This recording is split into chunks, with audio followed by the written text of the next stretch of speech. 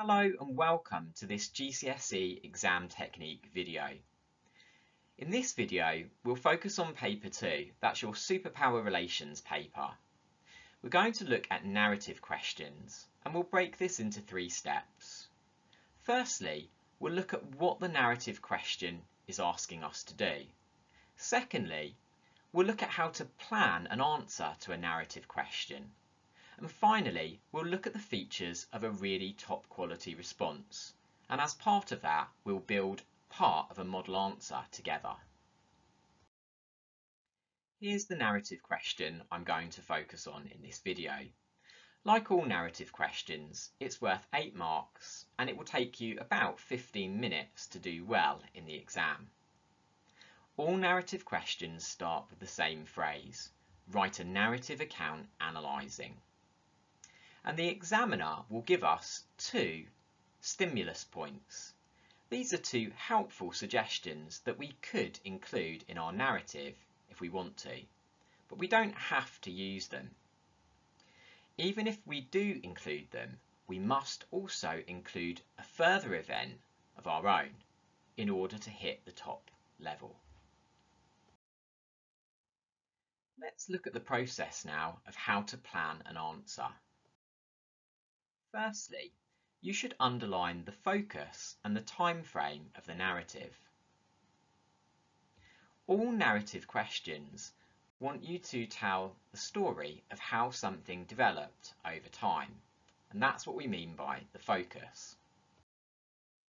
In this case, our focus is how the USA became more committed to Western Europe, so I'm going to use that phrase throughout my answer. I need to tell the story of how, when and why that happened. I also need to pay attention to the time frame set in the question. In this case, the time frame is 1946 to 1949, so I need to zoom in on that period in my answer. I'm not going to include events outside of that time frame because I won't get any credit for them. Before I start to write, I need to decide what events to include in my narrative. The best way to do this is to plot a quick timeline. All narratives need to have a beginning, a middle and an end, so they must have at least 3 events. Now remember, we do have those 2 stimulus points given to us by the examiner. Usually the examiner will give us a beginning point and an end point for our narrative that we can use if we want to. As you can see, I've started to make my timeline and I've chosen to use the stimulus points as the start and end of my narrative. I now need to select some other events to include. I need to make sure that I choose events which are relevant to the focus. Remember, my narrative has to be about how the USA became more committed to Western Europe. I feel it's important to include the Truman Doctrine in my narrative. This is when the USA made a commitment to contain communism and stop it spreading in Europe. The Marshall Plan is also relevant to my narrative. In the Marshall Plan, the USA committed to giving economic aid to European countries to help their economies recover. I also want to include the Berlin blockade and airlift in my narrative. This is relevant because during the airlift, the USA committed its planes and its pilots to supplying the western sectors of Berlin after Stalin blockaded the city. And now my timeline is almost complete. In a successful narrative, events are linked together to show how one thing led to the next. So before I start to write, I'm going to draw arrows to link the events on my timeline.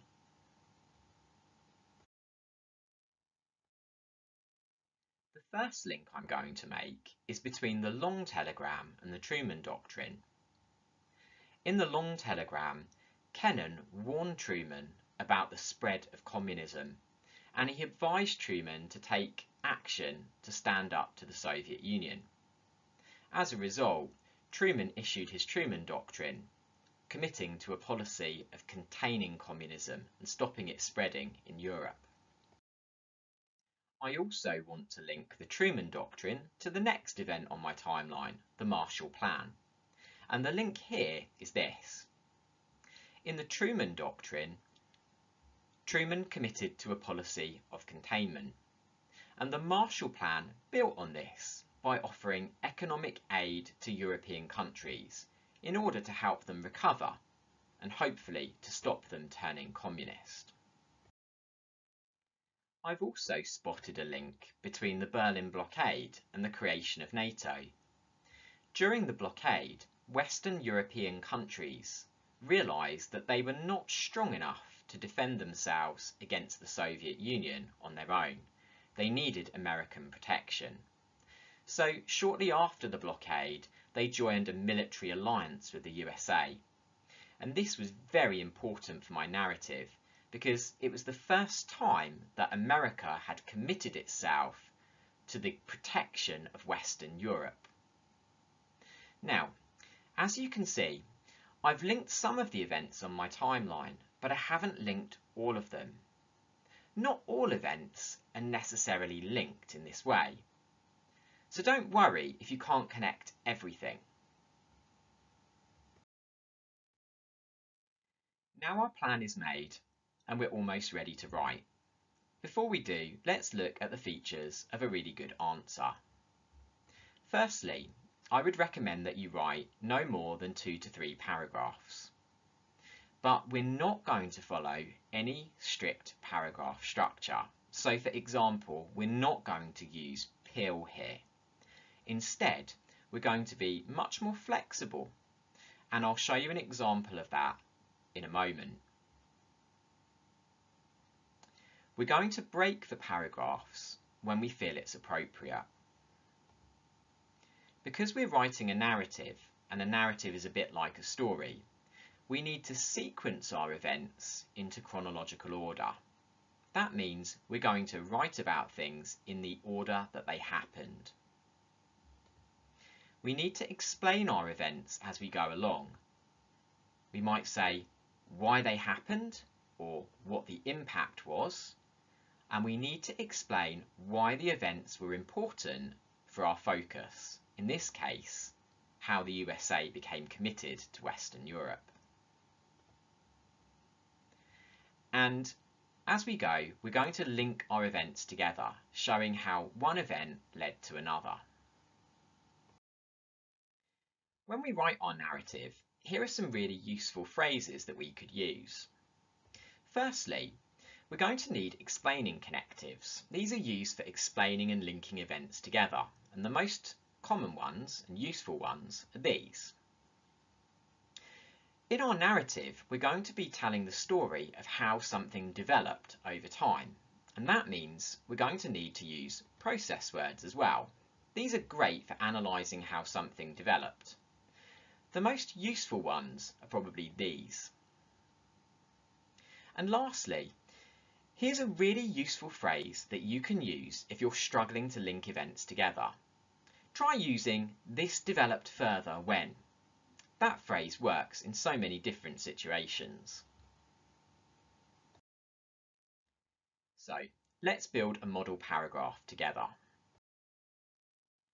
All narratives need a starting point, so I'm going to begin by introducing my first event. Notice that I've used the phrasing of the question here, and that shows that I'm paying attention to the focus. Now I'm going to do some explanation. Here, I've explained what Kennan said in his long telegram and what impact that had on Truman. Now I'm going to link the long telegram to the next event in my narrative, the Truman Doctrine. Next, I'm going to do some more explanation. Here, I'm explaining why the Truman Doctrine was so important for the USA's commitment to Western Europe. Now I'll put in another link, in this case linking the Truman Doctrine to the Marshall Plan. And I'm going to follow that with some more explanation. Here I'm explaining why Truman introduced the Marshall Plan and why that was so important for the USA's commitment to Western Europe. At this point, I feel it's appropriate to start a new paragraph, so I'm going to take a paragraph break there. I'm going to start my new paragraph by introducing the next event and linking it to the previous one. Here, I'm using that special phrase that I taught you earlier. As you can see, my paragraph structure is much more flexible than some of the other question types. There's something else I want you to notice here too. Did you see that I used process words throughout to show how the USA's commitment to Western Europe developed over time? Look, here I've highlighted the process words which I used. These need to be in your narratives too. This brings us to the end of the technique tutorial, but we don't have to finish there. You could apply this technique by completing the narrative that we started, or you could take it further by having a go at one of the other narrative questions that you can see in front of you. If you enjoyed this video or found it helpful, then don't forget there are lots of other technique videos on the channel. And you should also take this opportunity to subscribe to the channel if you haven't already done so.